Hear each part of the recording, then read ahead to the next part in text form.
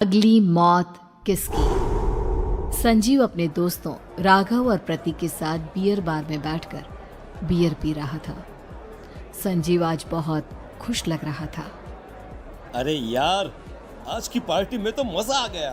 तुम दोनों दोस्तों के साथ तो मेरी जिंदगी इतनी अच्छी है कि क्या बताऊं कितनी अच्छी है। अरे भाई, अब दोस्ती की है तो जीना मरना सब साथ में। हाँ अरे अरे यार सुनो, जल्दी से एक बियर और ऑर्डर करते हैं ना, एक आखिरी, और उसके बाद ये जश्न यहीं खत्म हो जाएगा।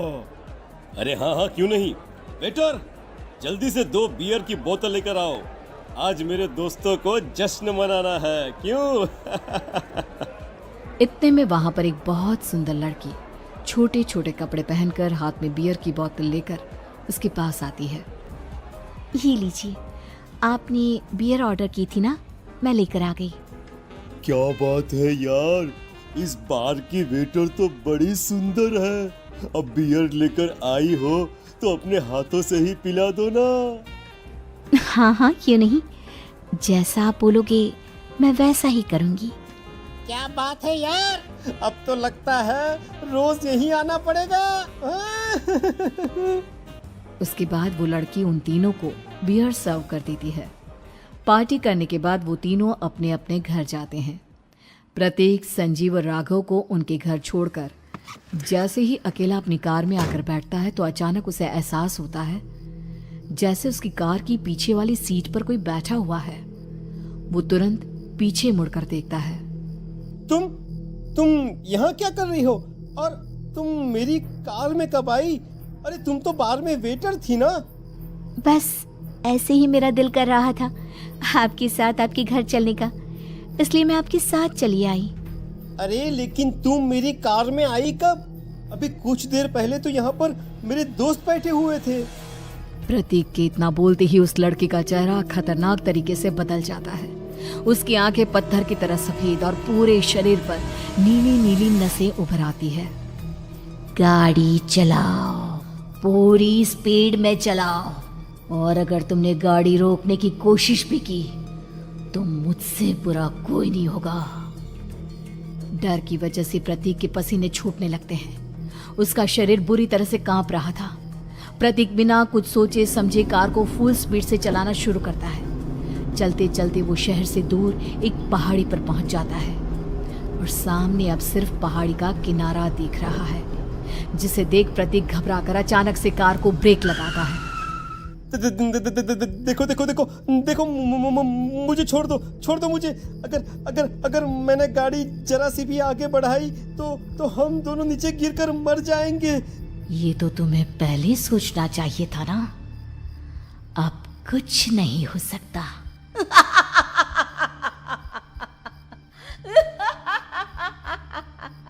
छोड़ दो मुझे। नहीं नहीं, प्लीज मुझे छोड़ दो। प्लीज प्लीज मुझे जाने दो, छोड़ दो मुझे। गाड़ी आगे बढ़ाओ। और तभी अचानक से बिना प्रतीक के स्टार्ट किए उनकी कार आगे बढ़ती है और गहरी खाई में गिर जाती है।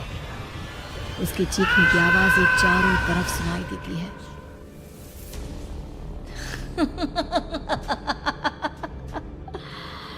तुझे मारकर मेरे कलेजे में जल रही आग को थोड़ी शांति तो मिल गई, लेकिन अभी ये कहानी खत्म नहीं हुई।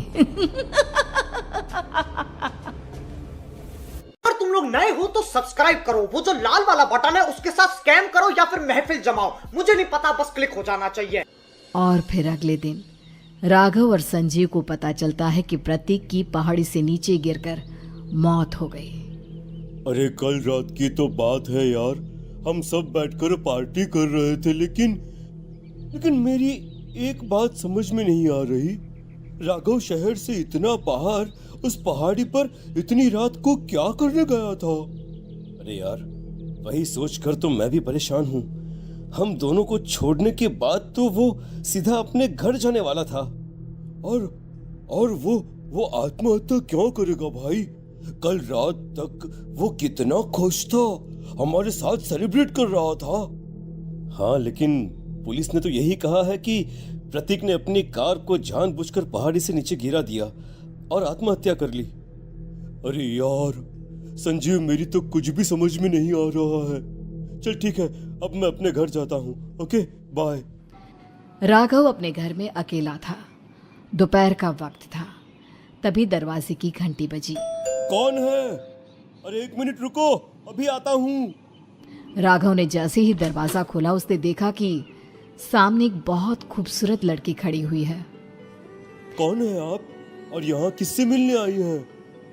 देखिए ना, बाहर बारिश शुरू हो गई थी, मेरी गाड़ी खराब हो गई है।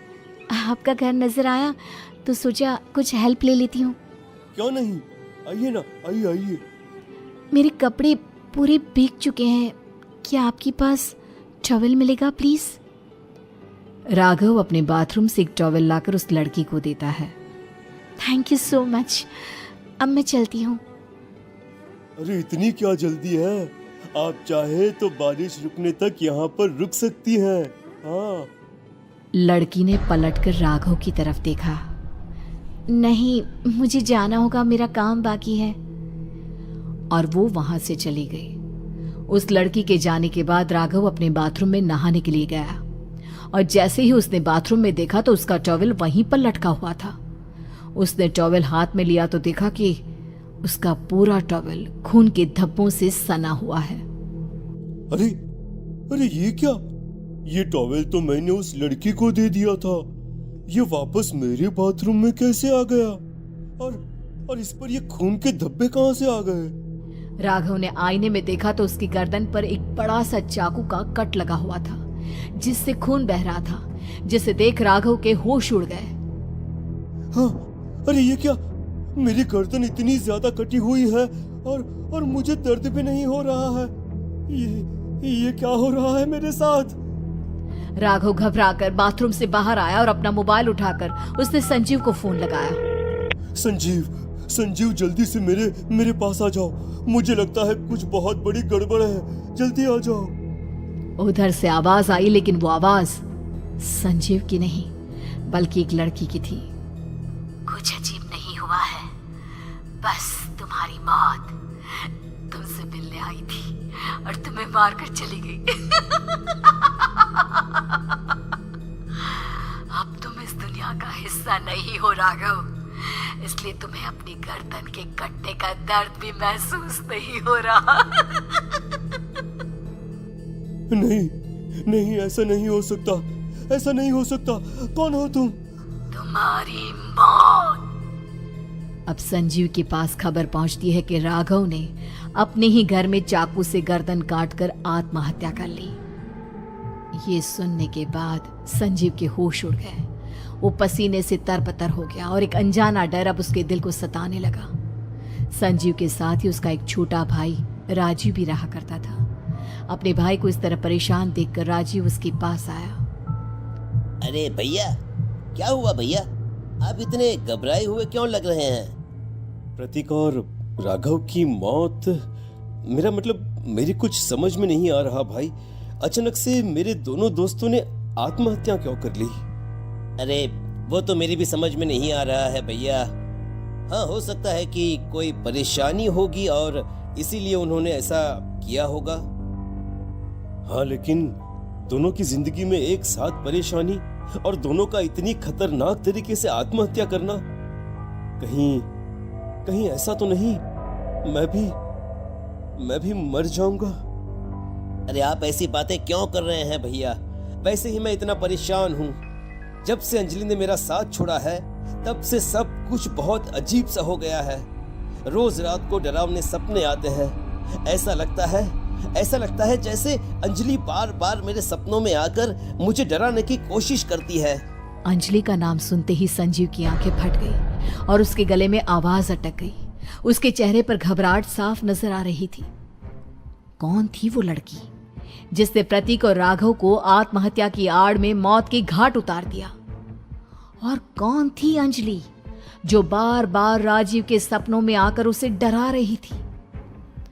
अंजलि का नाम सुनकर संजीव इतना घबरा क्यों गया? इन सवालों के जवाब जानने के लिए देखिए इस खतरनाक कहानी का अगला भाग।